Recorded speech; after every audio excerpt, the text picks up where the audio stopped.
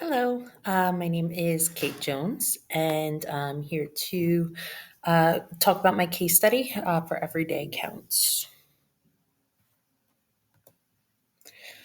So, looking at this case, we have a new school leader, Mr. Rhodes, and when he meets with his district leader, that he's told that there are some serious attendance issues in his school. So, his school has the lowest attendance rate in the district. Uh, so he's paying attention to this. After the first semester, specifically after the Christmas break, he notices 5 students with significant attendance problems. Each case of absenteeism indicates deeper culture problems within the school and the community, and some specific issues pertaining to the parents or the students themselves. There's a couple of legal and ethical issues here.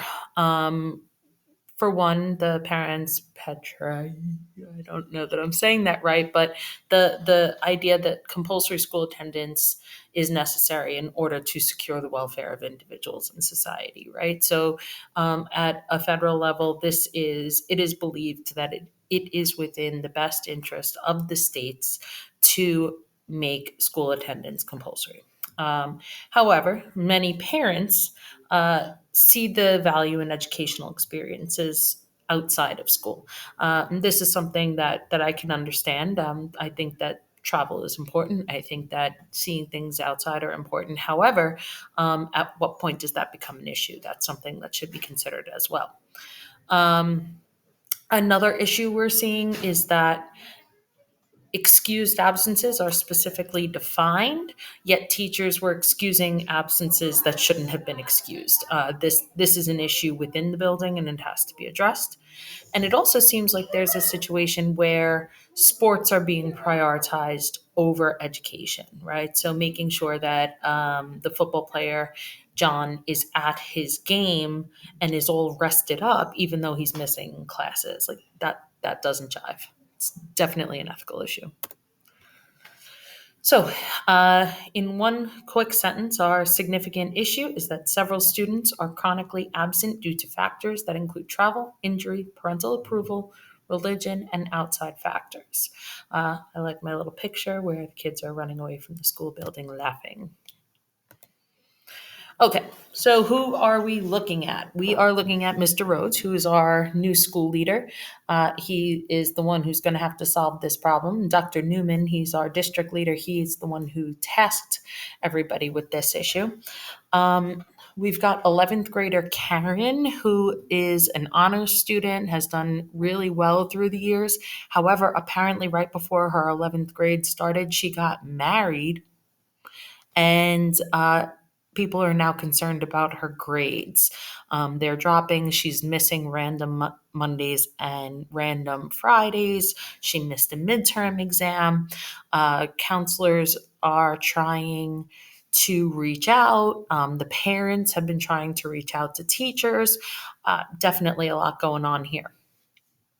We've got Tyrone, whose parents seem to travel a lot for work, and they like to bring Tyrone with them so that he can get these life experiences.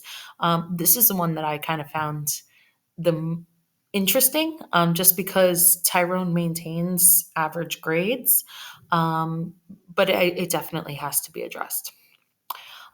Christina is missing school to attend like religious camps of some sort. She's missing several days in a row, and then she did that quite a few times. So I think it was something like 3 weeks, 4 days in each week that she missed. And the homeroom teacher approved this, which is a little bit of a problem. Carl is a vocational student, and he is sporadically absent. He's absent all over the place. And when a truant officer went to the house, the parents are like, he's going to be absent when he's absent. Like, we believe that when he's not feeling good, he shouldn't have to go to school. And honestly, if he doesn't want to go to school, then we support that as well. And again, that is probably one of our bigger problems here. John is our football player. He had a pretty bad injury earlier in the year. John has physical therapy that can only happen apparently during the school day. And the athletic director also would like him to be excused from afternoon classes on Fridays so that he can rest before the game. Golden Oak High School is a public school, from what I can tell.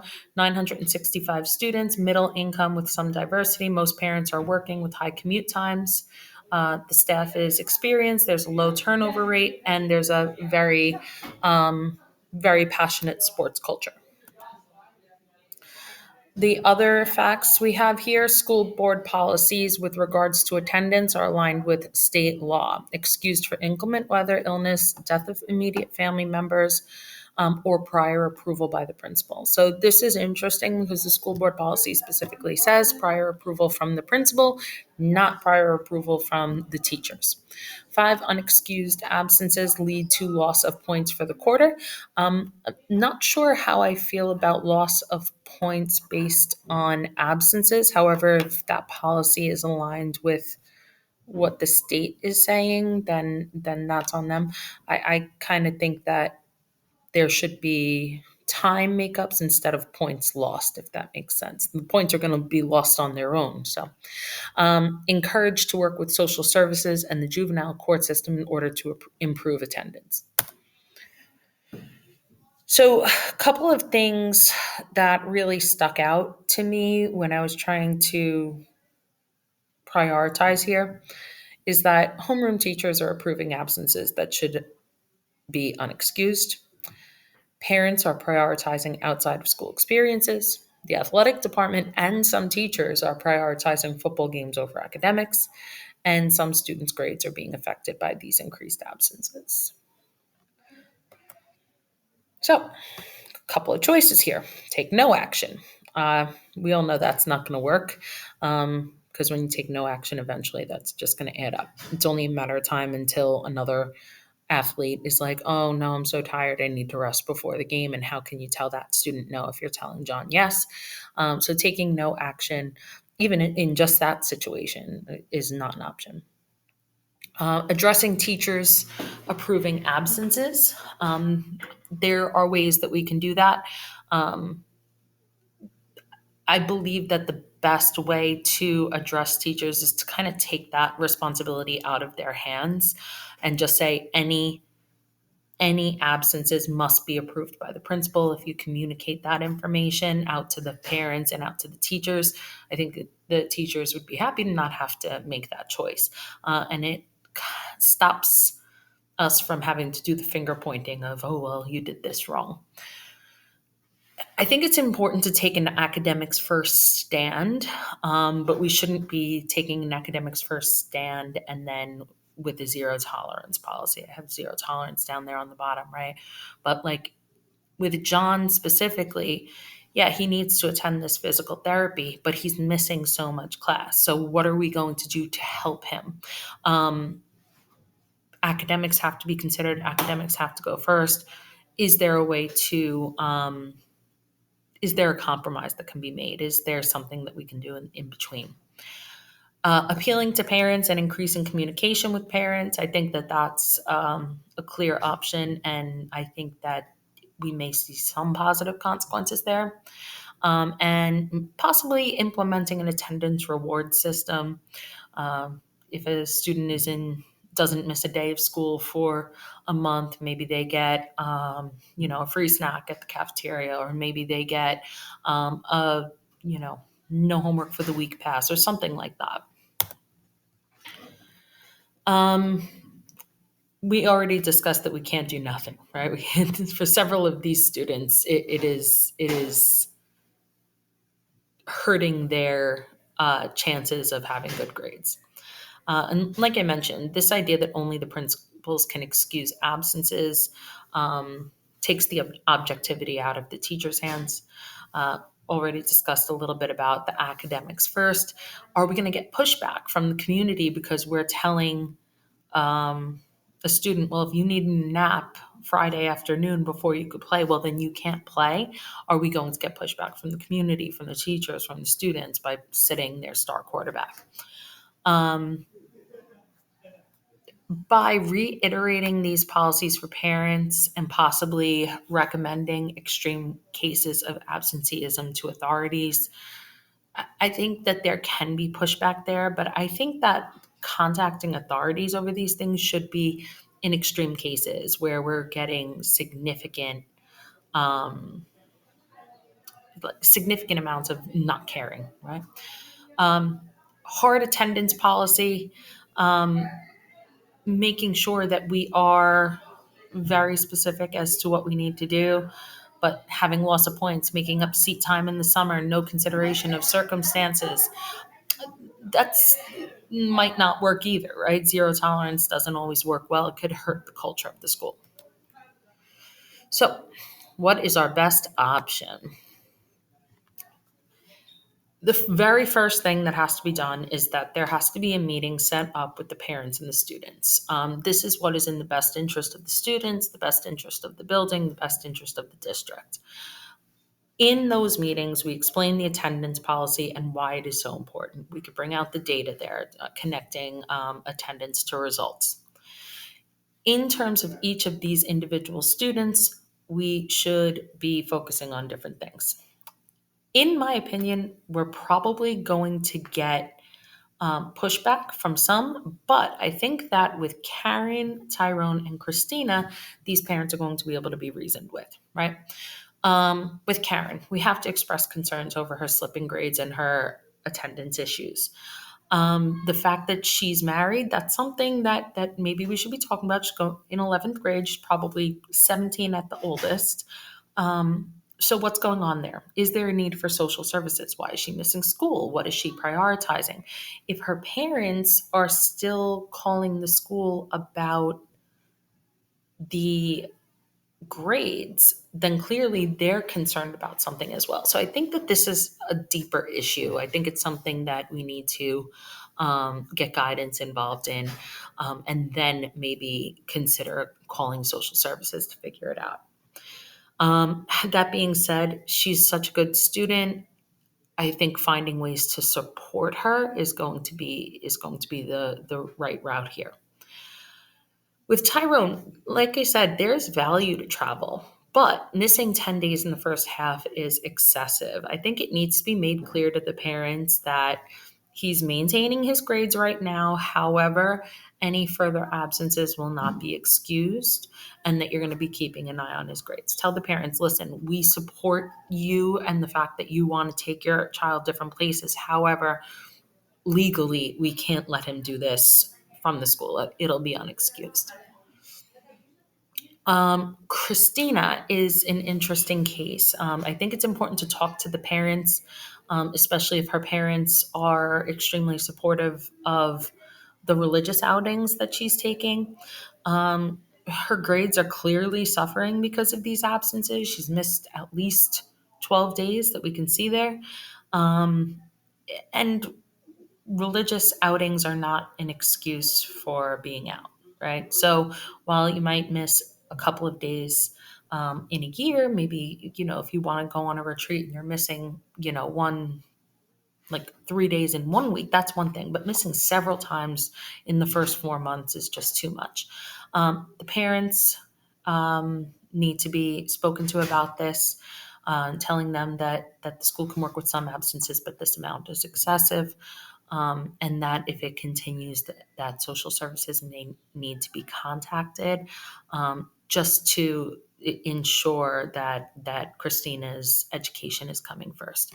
I had one of the things that I mentioned in my reflection is that for some families, full time public education doesn't necessarily work. It may be in Christina's best interest to look at a more alternative method of schooling if this religious aspect is so important to her. That being said, in our care, she has to be here. Um, the two tricky ones are going to be Carl and John. Carl, because his parents do not care about him being in school. They do not think it is that important. At least the dad doesn't. Um, while communicating the importance of attendance with the parents, checking on the status of Carl's siblings within the community. Um, you might have to report that absenteeism to social services. Again, if Carl decides school isn't for him, well, that's on Carl. But if you're going to be coming to this school and we want to support you in that, then you need to be coming. John. John and his parents have to be made aware that it's academics first. Every effort must be made to ensure that physical therapy is outside of the school day, or maybe, if it's possible, John can be taking those classes that he's missing as an online course, right? That really depends on what the district is capable of. Either that or he has to make up the seat time in order to not have um, unexcused absences. Same thing, if he needs rest, it's going to have to be outside of school hours. Like, you have to come to school. It is a slippery slope. If John wants a nap on Friday afternoon, eventually someone else is going to want a nap too. Okay, once you have those parent meetings, the next step for me would be taking control of approvals. Only the main office can approve absences. While doing this, it should be clarified with the staff why this is happening. There are too many unexcused absences being approved, either accidentally or out of the goodness of their hearts. It's a legal issue, so we're going to take it out of your hands and put it in ours. Send an overview of the attendance policy home. Every parent has to have a copy. There should be a communication. We can have a town hall about it if you want, but they have to know the attendance policy. I think a private conversation with the athletic director is necessary, making sure that we can collaborate on a better way to support the athletes in their academics.